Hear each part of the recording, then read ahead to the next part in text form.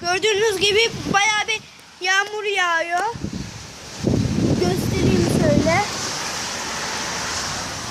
Balkon gölet oldu. Bildiğin gölet. Dur bir dakika. Şöyle gördüğünüz gibi yukarıda yağmur bulutu var. Zaten yağmur yağıyor zaten. Göstereyim o. Bırak çık. Hayır. Öyle bir yağmur yağıyor ki arkadaşlar. Çok kötü yağmur yağıyor. Bay bay. Bay bay. Allah bay bay. Oy. Neyse şimdi birazdan yavaşladı o. O neydi öyle? Çok kötü yağmur yağdı. Oy.